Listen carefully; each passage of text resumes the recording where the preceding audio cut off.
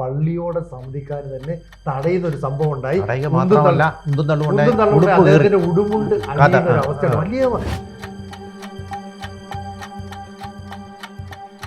പ്രസിദ്ധമായ പാർത്ഥസാരഥി ക്ഷേത്രം, വള്ളസദ്യ, ആറന്മുള കണ്ണാടി. അതെ, ABC മലയാളം ഞങ്ങളുടെ തിരഞ്ഞെടുപ്പ് യാത്രയുമായി ഇന്ന് എത്തി നിൽക്കുന്നത് ആറന്മുള നിയമസഭാ മണ്ഡലത്തിലാണ്. കണക്കുകളും വസ്തുതകളും നിരത്തി ഞങ്ങൾ ഈ മണ്ഡലത്തെ പൂർണ്ണമായി തന്നെ വിശകലനം ചെയ്യും. അതിനു മുമ്പ് പ്രേക്ഷകരോടായി ഞങ്ങൾക്ക് പറയാനുള്ളത്, നിങ്ങൾക്കായി ഞങ്ങൾ പ്രവചിക്കാനുള്ള അവസരം ഒരുക്കിയിട്ടുണ്ട്. എത്രയും വേഗം ഞങ്ങളുടെ കമൻറ്റ് ബോക്സിലേക്ക് ചെന്ന് ആദ്യം തന്നെ നൽകിയിരിക്കുന്ന ലിങ്ക് ഓപ്പൺ ചെയ്ത് നിങ്ങൾക്ക് NDA ആണോ LDF ആണോ UDF ആണോ വിജയസാധ്യതയെന്ന് പ്രവചിക്കാനുള്ള അവസരമുണ്ട്. എത്രയും വേഗമാകട്ടെ.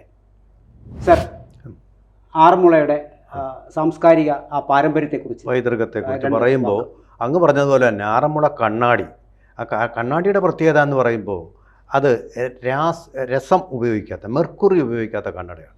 മെറ്റൽ തന്നെ പോളിഷ് ചെയ്ത് മിനുക്കി നമ്മുടെ മുഖം കാണുന്ന പരുവത്തിൽ, അത് മുഖം നല്ല വ്യക്തമായിട്ട് കാണുന്ന പരുവത്തിലാക്കി വെക്കുന്ന ഒരു ക്രാഫ്റ്റാണ്. ലോകത്തിൽ മറ്റെങ്ങും ഇല്ലാത്ത ഒരു തരം ക്രാഫ്റ്റ്. അതുകൊണ്ട് ലോകോത്തരമായിട്ടുള്ള ഒരു ആർട്ടിഫാക്റ്റാണ് അതെന്നുള്ളത് വളരെ വിശ്വപ്രസിദ്ധമാണ്. സമ്മാനമായിട്ട് പലപ്പോഴും കൊടുക്കും. നല്ല വിലയാണ് കേട്ടോ, നല്ല വിലയും കൊടുക്കണം.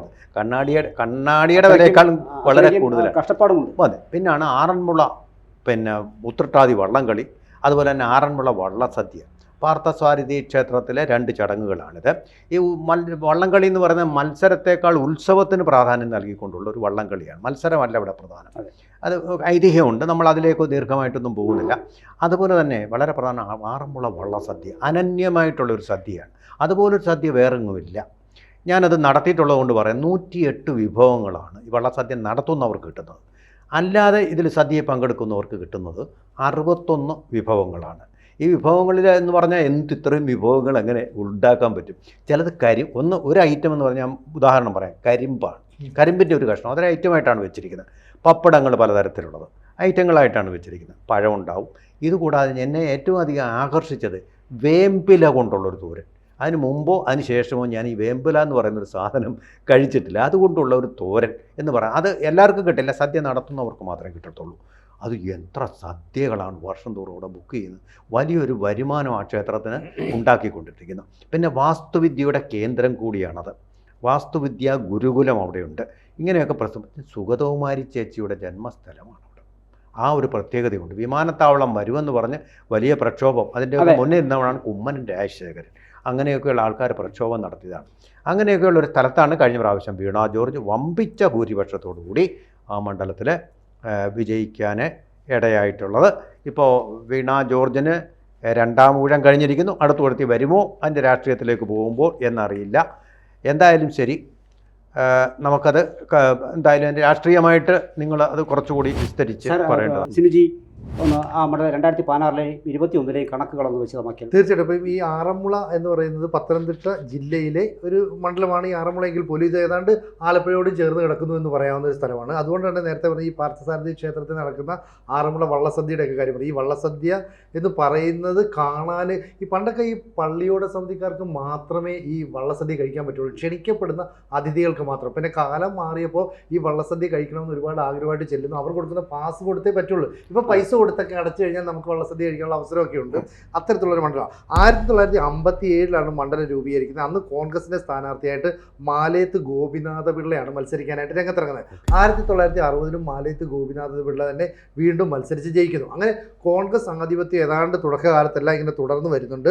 1996 നടന്ന മത്സരം ഏറെ ശ്രദ്ധേയമായിരുന്നു. അന്ന് അവിടെ മത്സരിക്കാനായിട്ട് ഇറങ്ങിയത് കടവന്ത്ര രാമകൃഷ്ണൻ. അന്ന് ആരും പ്രതീക്ഷിക്കാത്ത ഒരു സർപ്രൈസ് സ്ഥാനാർത്ഥി LDF രംഗത്തിറക്കി. ഇറക്കാൻ കാരണം MV രാഘവൻ എന്ന് പറയുന്ന അന്ന് CPM പ്രഖ്യാപിത ശത്രുവായി മാറിയ ഒരു നേതാവ്. ഈ നേതാവിന് സുരക്ഷിതമായൊരു മണ്ഡലം വേണം. അപ്പോൾ തുടർച്ചയായിട്ട് കോൺഗ്രസ് ജയിക്കുന്ന ഒരു മണ്ഡലം വേണമെന്ന് ആവശ്യപ്പെട്ട് അങ്ങനെ ഈ പറയുന്ന ആറന്മുളയിലേക്ക് സീറ്റ് കൊടുത്തതാണ്. പക്ഷേ അവിടെ കടമനിട്ട രംഗത്തിറങ്ങിയതോടുകൂടി ഈ കടമനിട്ട ഉൾപ്പെടുന്ന പ്രദേശം പത്തനംതിട്ട ആയതുകൊണ്ട് അദ്ദേഹത്തിൻ്റെ ഈ കവിത ആസ്വാദകർ, ശിഷ്യഗണങ്ങൾ ഇവരെല്ലാം കൂടെ വലിയ പിന്തുണ നൽകി. അങ്ങനെ കടമനിട്ട് അവിടെ ഒരു അട്ടിമറി വിജയം നേടിയ ഒരു തെരഞ്ഞെടുപ്പായിരുന്നു ഈ 1996. 2001 ഇതേപോലെ സർപ്രൈസ് ആയിട്ടുള്ള ഒരു സ്ഥാനാർത്ഥി കോൺഗ്രസ് വരികയാണ്. പേര് മാലേത്ത് സർല. സർലാദേവി വലിയ കോൺഗ്രസ് പ്രവർത്തകയൊന്നുമല്ല. പക്ഷേ കെ കരുണാകരൻ എന്ന് പറയുന്ന ഒരു നേതാവിന്റെ ഒറ്റ പിടിവാശിയിൽ മാലയത്ത് സർലാദേവി അവിടെ അവതരിപ്പിക്കുന്നു. അവർ തെരഞ്ഞെടുപ്പിൽ നിന്ന് ജയിക്കുകയാണ്. അന്ന് മാലയത്ത് സർലാദേവിയോട് പരാജയപ്പെട്ട CPM-ന്റെ നേതാവാണ് പത്മകുമാർ, അതായത് ദേവസ്വം ബോർഡ് പ്രസിഡന്റായിരുന്ന പത്മകുമാർ. പിന്നീട് അദ്ദേഹം മറ്റൊരു മണ്ഡലത്തിൽ നിന്ന് MLA ആയി. പക്ഷെ ആദ്യമായിട്ട് മത്സരിച്ചത് ഈ ആറന്മുളയിലാണ്.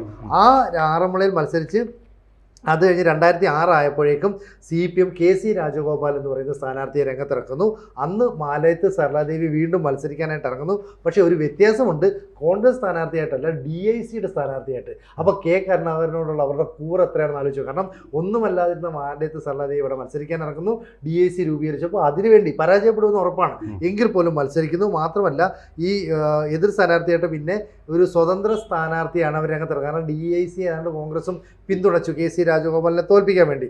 എന്തായാലും KC രാജഗോപാൽ അവിടെ ജയിക്കുന്നു. 2011 ആയപ്പോഴേക്കും ശിവദാസൻ നായർ എന്ന് പറയുന്ന ഒരു സ്ഥാനാർത്ഥിയെ കോൺഗ്രസ് ഇറക്കുന്നു. കാരണം അദ്ദേഹം ചാനൽ ചർച്ചകളിലൊക്കെ ഒരു കോൺഗ്രസിന്റെ മുഖമായിരുന്നു. അങ്ങനെയാണ് അദ്ദേഹം രക്ഷപ്പെട്ടെന്ന് അല്ല അറിയപ്പെടുന്നതൊക്കെ പറയാം. എന്തായാലും 2011 തെരഞ്ഞെടുപ്പിൽ ഈ ശിവദാസൻ നായർ അവിടെ MLA ആയിട്ട് തിരഞ്ഞെടുക്കപ്പെടും. ശിവദാസൻ നായർ MLA ആയിരിക്കുന്ന സമയത്താണ് ആറന്മുളയിൽ ഒരു എയർപോർട്ട് സ്ഥാപിക്കാനുള്ള ശ്രമങ്ങൾ നടക്കുന്നു. നിലവിൽ അവിടുത്തെ കോൺഗ്രസ് CPM, BJP, മറ്റ് പരിസ്ഥിതി സംഘടനകൾ, P. പ്രസാദ്, സുഗതകുമാരി തുടങ്ങിയവരൊക്കെ തന്നെ ഇതിനെതിരായിട്ട് വലിയ പോരാട്ടം നടത്തുന്നു. അപ്പോഴും ശിവദാസൻ നായർ അനുകൂലമായ നിലപാടെടുക്കുന്നു. അങ്ങനെ നിൽക്കുന്ന ഒരു സമയത്ത് ആറന്മുള വള്ളസദ്യയുടെ ഉദ്ഘാടന ചടങ്ങുണ്ട്. വലിയ ചടങ്ങാണ്. ഈ ചടങ്ങിൽ പങ്കെടുക്കാനെത്തിയ ശിവദാസൻ നായരെ പള്ളിയോടെ സമിതിക്കാർ തന്നെ തടയുന്ന ഒരു സംഭവം ഉണ്ടായി. അദ്ദേഹത്തിന്റെ ഉടുമുണ്ട് അണിയുന്ന ഒരു അവസ്ഥയാണ് വലിയ. കാരണം ഞാൻ ആ സമയത്ത് അവിടെ ഉണ്ടായിരുന്നു, ആ റിപ്പോർട്ട് ചെയ്യുന്ന സമയത്ത്. അതുകൊണ്ടാണ്. അപ്പോൾ അങ്ങനെയൊക്കെ ഉണ്ടായിരുന്നു ശിവദാസൻ നായർക്ക്. പക്ഷെ പിന്നീട് ഈ ശിവദാസൻ നായർക്ക് ആ കരിയർ മെച്ചപ്പെടുത്താനായിട്ട് സാധിച്ചില്ല. ഈ ഒരു ഒറ്റ കാര്യത്തിൽ, അതായത് ആറന്മുള എയർപോർട്ടിനെ പിന്തുണയ്ക്കുന്നു എന്നുള്ള ഒറ്റ കാരണം കൊണ്ട് ജനങ്ങൾ അദ്ദേഹത്തെ എതിർക്കുന്നു. അങ്ങനെയാണ് 2016 മാധ്യമപ്രവർത്തകയായിരുന്ന വീണ ജോർജിനെ അവിടേക്ക് LDF സ്ഥാനാർത്ഥിയായിട്ട് കൊണ്ടുവരുന്നു. എതിർ സ്ഥാനാർത്ഥിയായിട്ട് ശിവദാസൻ നായരാ വരുന്നത്. അപ്പോൾ സ്വാഭാവികമായിട്ടും കോൺഗ്രസ് ജയിക്കുമെന്ന് കരുതി. പക്ഷേ വീണ ജോർജിനാണ് വിജയമുണ്ടായത്. അന്ന് വീണ ജോർജ് ഏതാണ്ട് 7646 വോട്ടാണ് ജയിച്ചത്. വീണ്ടും അടുത്ത തെരഞ്ഞെടുപ്പ്, അതായത് 2021 തെരഞ്ഞെടുപ്പിലും വീണ ജോർജിന് തന്നെ സീറ്റ് കൊടുക്കും. അതിന് കാരണമുണ്ട്, വീണ ജോർജിന്റെ ഭർത്താവ് അവിടുത്തെ ഒരു സഭയുടെ സെക്രട്ടറിയായിട്ടൊക്കെ പ്രവർത്തിക്കുന്നു. അതുകൊണ്ട് ക്രൈസ്തവ വോട്ടുകൾ വലിയ തോതിൽ സമാഹരിക്കാം. ഒപ്പം ശിവദാസൻ നായരോടുള്ള എതിർപ്പ്, നായർ വിഭാഗത്തിന്റെ എതിർപ്പുണ്ടായിരുന്നു. അതെല്ലാം തന്നെ വീണ ജോർജിന് അനുകൂലമായിട്ട് മാറി. അങ്ങനെ 2021 ഏതാണ്ട് 19,003 വോട്ടുകളുടെ വലിയ ഭൂരിപക്ഷത്തോടു കൂടി ഇതേ ശിവദാസൻ നായരെ വീണ ജോർജ് പരാജയപ്പെടുത്തി. അങ്ങനെയായിരുന്നപ്പോഴാണ് ഈ പിണറായി വിജയൻ പറഞ്ഞത് രണ്ടാമത്തെ തൻ്റെ മന്ത്രിസഭയിൽ കഴിഞ്ഞ തവണ മന്ത്രിയായവരെയൊക്കെ ഒഴിവാക്കുന്നു എന്ന് പറഞ്ഞു. അങ്ങനെ ഒരു വനിതാ മന്ത്രിയെ വേണം. വീണ ജോർജിനാണ് നറുക്ക് വീണത്.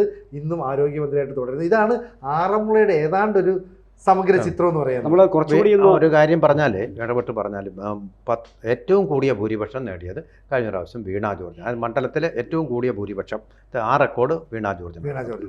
കുറച്ചുകൂടി വ്യക്തമാക്കിയാൽ നമുക്ക് അന്നത്തെ വീണ ജോർജ് ആണ് 16-ലും 21-ലും വിജയിച്ച് കയറുന്നത്. അപ്പോൾ അതിനകത്ത് 70% വോട്ടാണ് 2016 പോൾ ചെയ്യപ്പെട്ടത്. 70.8 നേരെ തിരിച്ചത് 21-ലേക്ക് വരുമ്പോൾ 68% പോളിംഗ് പെർസെൻറ്റേജ്. അന്നും വീണ ജോർജ് തന്നെയായിരുന്നു. പക്ഷേ ഭൂരിപക്ഷത്തിൽ വിക്ടറി മാർജിൻ ആദ്യം 7643 എന്നുള്ളത് വീണ്ടും വർദ്ധിച്ചിട്ടുണ്ട്. സാറ് പറഞ്ഞതുപോലെ 19,000-ലധികം വന്നിട്ടുണ്ട്. പക്ഷേ ഇവിടെ നിന്ന് നമ്മൾ തേർഡ് പ്ലേസ് വന്ന അത് MT രമേശായിരുന്നു. രമേശ് 2 തവണ മത്സരിച്ചു. 2 തവണ 3-ാം സ്ഥാനത്ത്. കാരണം BJPക്ക് ഏതാണ്ട് വേരോട്ടൊക്കെ ഉള്ളൊരു മേഖല. അതാണ് ഞാൻ പറഞ്ഞത്. അപ്പോൾ ഇതിനകത്ത് ശിവദാസൻ നായർ 2ാം തവണയും തോൽക്കുന്നു. പക്ഷേ BJP ആയിരുന്ന വോട്ട് ബേസ് വർദ്ധിപ്പിച്ചുകൊണ്ടിരുന്നു. MT രമേശിന് 37,000-ലധികം വോട്ടുകളാണ് ലഭിച്ചത്. പക്ഷേ തിരിച്ച് നമ്മൾ 21-ലേക്ക് വരുമ്പോൾ ഒരു ബിജു മാത്യു ആണ് മത്സരിച്ചത്. പക്ഷേ അവിടെ അത് BJPയുടെ വോട്ട് കുറയുകയും ചെയ്തു. പക്ഷേ ഇപ്പോഴും BJP അത്യുത്സാഹത്തോടെ പ്രവർത്തിക്കുന്ന ഒരു മണ്ഡലമാണ് ആറന്മുള മണ്ഡലം. അവർക്ക് കുറച്ചുകൂടിയൊക്കെ വോട്ട് ഉയർത്താൻ കഴിയുന്ന അവർ വിശ്വസിക്കുന്ന ഒരു മണ്ഡലവും കൂടിയാണ്. ഇനി ആറന്മുള എന്ന് പറയുന്നത് പത്തനംതിട്ട ലോക്സഭാ മണ്ഡലത്തിൻ്റെ കീഴിൽ വരുന്ന ഒരു നിയമസഭാ മണ്ഡലമാണ്. അപ്പോൾ അങ്ങനെയാകുമ്പോൾ 2019 UDFന് ആറന്മുളയിൽ പത്തനംതിട്ട ലോക്സഭാ തിരഞ്ഞെടുപ്പുമായി ബന്ധപ്പെട്ട് ആറന്മുളയിൽ ലഭിച്ച വോട്ട് വിഹിതം എന്ന് പറയുന്നത് UDFന് 36.1 ആയിരുന്നു ലഭിച്ചിരുന്നത്. 59,277 വോട്ടുകളും ലഭിച്ചു. LDFന് 32.1, 52,684. NDAക്ക് ശ്രദ്ധിക്കുന്നത് 30.8 കിട്ടിയെന്നുള്ളതാണ്. 50,497 വോട്ടുകൾ ലഭിച്ചു. ഇത് 24ലേക്ക് വരുമ്പോൾ, കാരണം ഈ വർധനവാണ് ഞാനത് ചൂണ്ടിക്കാണിച്ചത്, അത് നമ്മളെ ഇന്ത്യൻ കമ്മീഷന് കിട്ടിയ ഒരു വർധനവ്, പിന്നെ അത് ലോക്സഭാ മണ്ഡലത്തിലേക്കും അങ്ങനെ വരുന്നത്. 24ലേക്ക് വരുമ്പോൾ 19-ൽ UDF ഉണ്ടായിരുന്ന 36-ൽ നിന്നും അത് 41.1 വർദ്ധിച്ചു. വോട്ട് 59,626. LDFന് 32 ആയിരുന്നത് ഒന്ന് കുറഞ്ഞു, 24 എത്തിയപ്പോൾ 31 അത് കുറഞ്ഞു, 44,939. NDAക്ക് 19-ലുണ്ടായിരുന്ന 30.8-ൽ നിന്നും 26.6 24-ൽ കുറയുകയാണ് ചെയ്യുന്നത്. ഇതാണ് ആ വ്യത്യാസം. ഇനി തദ്ദേശ സ്വയംഭരണ സ്ഥാപനങ്ങളിലേക്കുള്ള തിരഞ്ഞെടുപ്പ് നോക്കുമ്പോൾ ആറന്മുളയിൽ 65,293 വോട്ടുകളാണ് UDFന് ലഭിച്ചിരുന്നത്. 51,721 വോട്ടുകൾ LDF തൊട്ടുതാഴെ. 32,393 വോട്ടുകൾ BJPക്കും NDAക്കും നേടാൻ സാധിച്ചിട്ടുണ്ട്. അപ്പോൾ അതായത് NDA വീണ്ടും ഒരിക്കൽ കൂടി ലോക്സഭ, അപ്പോൾ ഈ ലോക്കൽ ബോഡി ഇലക്ഷൻസിൽ കുറച്ചുകൂടി ആ വോട്ട് വിഹിതം അവർ വർദ്ധിപ്പിച്ചിട്ടുണ്ട് എന്ന് കാണാം. അതാണ് നേരത്തെ പറഞ്ഞത്, കുറച്ചുകൂടി അവർക്ക് ശക്തി ആർജിച്ച് മുന്നേറുന്ന അവരുടെ മണ്ഡലങ്ങളിലൊന്നാണ് ആറന്മുള. ഇനി സാർ വിശേഷിച്ച് എന്തെങ്കിലും ഇവിടെ പറയാനുള്ളതെന്ന് പറഞ്ഞാൽ, പിന്നെ ഹിന്ദുക്കൾ, നായർ കമ്മ്യൂണിറ്റി പെട്ടവർ ധാരാളമുള്ള മണ്ഡലമാണ്. അവിടെ തന്നെ ഈ ഓർത്തഡോക്സ് സഭയ്ക്കും വലിയ ബലമുണ്ട് പത്തനംതിട്ടയിൽ പൊതുവെ. അപ്പോൾ അതിൻ്റെ ഒരു പിൻബലം കൂടി തീർച്ചയായിട്ടും നമ്മുടെ വീണ ജോർജിന് കിട്ടിയിട്ടുണ്ട് എന്നുള്ളത് വളരെ തീർച്ചയാണ്. അപ്പോൾ എനിക്ക് തോന്നുന്നത് മിക്കവാറും ഇപ്പോൾ 3 ഊഴം ആയിട്ടില്ല, 3ാമത്തെ ഊഴവും വീണ ജോർജിന് തന്നെ അവിടെ കിട്ടാനുള്ളൊരു സാധ്യതയിലേക്കാണ് നമ്മൾ പോകുന്നത്. ഇനിയും എടുത്തു പറയേണ്ട ഒരു കാര്യമെന്ന കടമ്മനിട്ട രാമകൃഷ്ണൻ എന്ന് പറയുന്ന സാഹിത്യകാരനെ, എഴുത്തുകാരനെ സ്ഥാനാർത്ഥിയാക്കാൻ CPM തയ്യാറായി എന്നുള്ള ഒരു നല്ല കാര്യം തന്നെയാണ്. MK സാനു മാഷിനെ അതുപോലെ സ്ഥാനാർത്ഥിയാക്കാൻ CPM ചില ഇടവേളകളിലെങ്കിലും അവർ തയ്യാറായിട്ടുണ്ട്. ഈ കടമ്മനിട്ട രാമകൃഷ്ണൻ CPMകാരനാണെന്ന് ഞാൻ അറിയുന്നത് അദ്ദേഹം അവിടെ ആറന്മുളയിൽ CPMൻ്റെ പേരിൽ ചിഹ്നം ഉപയോഗിച്ചുകളിൽ LDF സ്വതന്ത്രനായിട്ടാണ് സ്ഥാനാർത്ഥിയായപ്പോഴാണ്. അദ്ദേഹത്തിന് ഇങ്ങനെ ജയിക്കാൻ കഴിയുമെന്ന് അറിയുന്നതും അപ്പോൾ തന്നെയാണ്. അദ്ദേഹത്തിൻ്റെ കവിതകളുടെ ഒരു ആരാധകനായിരുന്നു ഞാൻ. അവിടെയൊക്കെ വളരെ പേരുകേട്ട നന്നായി കുറത്തി എന്നുള്ള പാട്ടൊക്കെ വളരെ പോപ്പുലറായിട്ടുള്ളൊരു കാലം കഴിഞ്ഞു വന്ന സമയത്താണ് അദ്ദേഹം മത്സരിച്ചത്. അദ്ദേഹം വളരെ, അതുപോലെ തന്നെ നമ്മൾ അറിയേണ്ട ഒരു കാര്യം, അദ്ദേഹം ഇതിൽ മാത്രമല്ല നാടൻ പാട്ടുകളുടെ കാര്യത്തിലും, അല്ലേ, നാടൻ പാട്ടുകളുടെ കാര്യത്തിലും നന്നായിട്ട് അത് പാടുകയും അത് അഭ്യസിക്കുകയും ചെയ്യുന്ന ഒരാൾ കൂടിയാണ്. അദ്ദേഹത്തിൻ്റെ സഹോദരൻ കടമ്മനിട്ട വാസുദേവൻ പിള്ളയും അതിൻ്റെ ആ തപ്പുവാദ്യം നന്നായിട്ട് ചെയ്യുന്ന ഒരാൾ. പടയണിപ്പാട്ടുകളാണ് ഇവർ ചൊല്ലിക്കൊണ്ടിരുന്നത്. ഇവർ രണ്ടിലും ആ പടയണിയെ വളരെയധികം പോപ്പുലർ ആക്കുന്നതിൽ പ്രധാന പങ്ക് വഹിച്ച ഒരു കവി കൂടിയാണ്. ഒരു എക്സ്റ്റൻഷനായിട്ട് ഒരു കാര്യം കൂടെ പറഞ്ഞോട്ടെ. അതിനകത്ത് സംഭവിച്ചത് താങ്കൾ പറഞ്ഞത് ശരിയാണ്. കടമ്മനിട്ട രാമകൃഷ്ണൻ അവിടെ എത്തുന്നു. എനിക്ക് ആ സാഹചര്യം ഭംഗിയായിട്ട് എനിക്ക് ഓർമ്മയുണ്ട്. അവിടെ സംഭവിച്ചതെന്ന് പറയുന്നത്, ഈ കടമ്മനിട്ട രാമകൃഷ്ണനെ കവിയായി നാം എല്ലാവരും വളരെ അധികം ഇഷ്ടപ്പെടുന്നു. പക്ഷേ അതോടൊപ്പം തന്നെ കേരളത്തിലെ ഏറ്റവും കൂടുതൽ സ്ഥലങ്ങളിൽ പോയി മത്സരിച്ച ഒരു ചരിത്രമാണ് MV രാഘവനെ പോലുള്ള തികഞ്ഞ ഒരു രാഷ്ട്രീയക്കാരൻ. ആ മനുഷ്യനെ അന്ന് പരാജയപ്പെടുത്തുക, അദ്ദേഹത്തെ നിയമസഭ കാണിക്കാതിരിക്കാനുള്ള ഒരു കടുമട്ടാണ് വാസ്തവത്തിൽ കടമ്മനിട്ട കൊണ്ടിറങ്ങുന്നത്. കടമ്മനിട്ടയുടെ ഈ കവിത ചെറുപ്പക്കാരെല്ലാം ഇങ്ങനെ ചൊല്ലി നടക്കുന്ന കാലത്ത് അത് വളരെ തന്ത്രപരമായിട്ടാണ് കടമ്മനിട്ടെ നിർത്തിയിട്ട് ഒരു വളരെ മിടുക്കനായ ഒരു രാഷ്ട്രീയക്കാരനെ വെട്ടിക്കാണും. ചൊൽക്കാഴ്ച എന്നൊരു പേര് തന്നെ കോളേജുകളിൽ തന്നെ പോപ്പുലറായി. അക്കാലത്തിൽ അത് ചൊൽ കവിതകൾ ആദ്യകാലങ്ങളിൽ ഇപ്പോൾ ഞാൻ പിന്നെടുത്ത് പറയുന്നില്ല, ഇത് വളരെ പ്രസിദ്ധമായ മുൻനിര കവികളിൽ പലരും ഞാൻ കണ്ടിട്ടുണ്ട് ആ നോട്ടീസ്.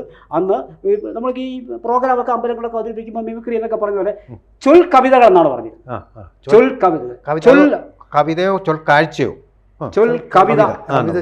കവിത ചൊല്ലുക എന്ന് പറയുന്നത് ഞാൻ നോട്ടീസ് പോലും കണ്ടിട്ടുണ്ട്. പിന്നെ ചൊൽക്കാഴ്ച ഇല്ലെന്നല്ല ഞാൻ പറയുന്നത്, പക്ഷെ കവിത ചൊല്ലാനായിട്ട് അവർക്കൊരു അവസരം കൊടുക്കുമായിരുന്നു. പക്ഷെ ചൊല്ലി അവർ ജനങ്ങളുടെ ഹൃദയത്തിലേക്ക്.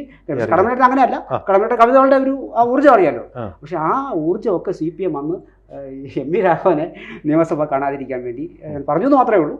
എനിക്ക് ഈ ആറന്മുള മണ്ഡലത്തോട് ചേർന്ന ഇപ്പോൾ ഈ കടമ്മനിട്ടയുടെ കാര്യം പറയുന്നത്, കടമ്മനിട്ട പടയണി വളരെ പ്രശസ്തമായ കടമ്മനിട്ട പടയണിക്ക് ഇത്രയും വലിയൊരു പ്രശസ്തി നേടിക്കൊടുത്തതിൽ ഈ കടമ്മനിട്ട രാമകൃഷ്ണൻ വലിയൊരു പങ്കുണ്ട്. ഇനി അതിന്റെ തൊട്ടടുത്താണ് ഈ കോഴഞ്ചേരി താലൂക്ക്. കോഴഞ്ചേരിയിലാണ് ചരിത്രപ്രസിദ്ധമായ മാരാമൺ കൺവെൻഷൻ നടക്കുന്നത്, വരാൻ പോവുകയാണ്. അപ്പോൾ ചുരുക്കം പറഞ്ഞാൽ ഈ ആറന്മുള മണ്ഡലം എന്ന് പറയുന്നത് ഈ വിവിധ മതസ്ഥരുടെ ഒരുപാട് ആരാധനാ കേന്ദ്രങ്ങൾ, അവരുടെ ആചാരങ്ങളൊക്കെ കൂടിച്ചേർന്ന ഒരു പ്രദേശം കൂടിയാണെന്ന് വേണമെങ്കിൽ പറയാം. അതുകൊണ്ട് വീണ്ടും വീണ ജോർജ് തന്നെ മത്സരത്തിന് ഇറങ്ങാനുള്ള എല്ലാ സാധ്യതയുണ്ട്. പക്ഷേ വീണ ജോർജിനെതിരെ CPMന്റെ ജില്ലാ കമ്മിറ്റി പോലും നിലപാടെടുത്തിട്ടുണ്ട്. മുഖ്യമന്ത്രി പിണറായി വിജയന്റെ ഗുഡ് ബുക്കിൽ ഉള്ള ആളായതുകൊണ്ട് വീണ്ടും വീണയ്ക്ക് തന്നെ സീറ്റ് കിട്ടുമെന്ന് അങ്ങനെ ആയിരിക്കും. നമ്മൾ ഒരു കാര്യം പറയാൻ വന്നു, അതായത് തങ്കയങ്കി ഘോഷയാത്ര ആറന്മുള ക്ഷേത്രത്തിൽ നിന്നാണ് ശബരിമലയിലേക്ക് പുറപ്പെടുന്നത്. അതുപോലെ തന്നെ അതിനോട് ചേർത്ത് മാരാമൺ കൺഷനോട് ചേർത്ത് അയിരൂർ ചെറുകോൽപ്പുഴ ഹിന്ദുമത മഹാമണ്ഡലം ചട്ടമ്പി സ്വാമികളാണ് അത് ആരംഭിച്ചത്. ക്ഷേത്രങ്ങളിലെ ഈ ഘോഷയാത്രകൾ, ക്ഷേത്രങ്ങളിലെ ഉത്സവങ്ങളൊക്കെ അവസാനിപ്പിച്ച് നിങ്ങൾ ഇവിടെ നടത്തേണ്ടത് ഇതുപോലെയുള്ള പ്രഭാഷണങ്ങളാണ്, വിജ്ഞാനപ്രദമായ പ്രഭാഷണങ്ങളാണെന്ന് നടത്തേണ്ടതെന്ന് ആഹ്വാനം ചെയ്ത, ക്ഷേത്രങ്ങളുടെ കെട്ടുകാഴ്ചകളൊന്നും നമുക്ക് ആവശ്യമില്ലെന്ന് പറഞ്ഞ ആളാണ് ചട്ടമ്പി സ്വാമികൾ. അദ്ദേഹത്തിൻ്റെ ഉപദേശം അനുസരിച്ച് നടക്കുന്ന ഒന്നാണ് അയിരൂർ ചെറുകോൽപ്പുഴ ഹിന്ദുമത മഹാമണ്ഡലം എന്നാണ് അതിൻ്റെ പേര്. അതായത് നമ്മുടെ സംസ്കാരത്തിൻ്റെ പൈതൃകത്തിൻ്റെ ഒരു ചിഹ്നം കൂടിയാണ് പിന്നെ ആറന്മുള എന്ന് പറയുന്നത്. ഞങ്ങൾ കണക്കുകളും വസ്തുതകളും നിങ്ങൾക്ക് മുന്നിൽ നിരത്തി കഴിഞ്ഞു. ഇനി പ്രവചിക്കേണ്ടത് നിങ്ങളാണ്. കമൻറ്റ് ബോക്സിലേക്ക് ചെല്ലുക. ആദ്യം തന്നെ ലിങ്ക് നൽകിയിട്ടുണ്ട്. ലിങ്ക് ഓപ്പൺ ചെയ്ത് ഏത് മുന്നണിക്കാണ് വിജയസാധ്യത എന്ന് എത്രയും വേഗം പ്രവചിക്കുക. 2026 കേരളത്തിൽ ആര് ജയിക്കും? ABC മലയാളം ഒരുക്കുന്ന ജനകീയ പോളിംഗിൽ നിങ്ങൾക്കും പങ്കാളികളാകാം. നിങ്ങൾ ചെയ്യേണ്ടത് ഇത്രമാത്രം: ഡിസ്ക്രിപ്ഷനിലും കമൻറ്റ് ബോക്സിലും കാണുന്ന ലിങ്കിൽ ക്ലിക്ക് ചെയ്ത് നിങ്ങൾക്ക് വോട്ട് ചെയ്യാം. ദയവായി നിങ്ങൾ പോളിൽ പങ്കെടുത്തതിന് ശേഷം ആ ലിങ്ക് ഷെയർ ചെയ്യുക, ലൈക്ക് ചെയ്യുക. കേരളം 2026 ആര് ഭരിക്കുമെന്ന് നിങ്ങൾക്ക് പ്രവചിക്കാനുള്ള അവസരം നിങ്ങൾ വിനിയോഗിക്കുക. കൂടുതൽ വാർത്തകളും വിശേഷങ്ങളും നിങ്ങളിലേക്ക് എത്താൻ ABC മലയാളം സബ്സ്ക്രൈബ് ചെയ്യുക, ബെൽ ബട്ടണും അമർത്തുക.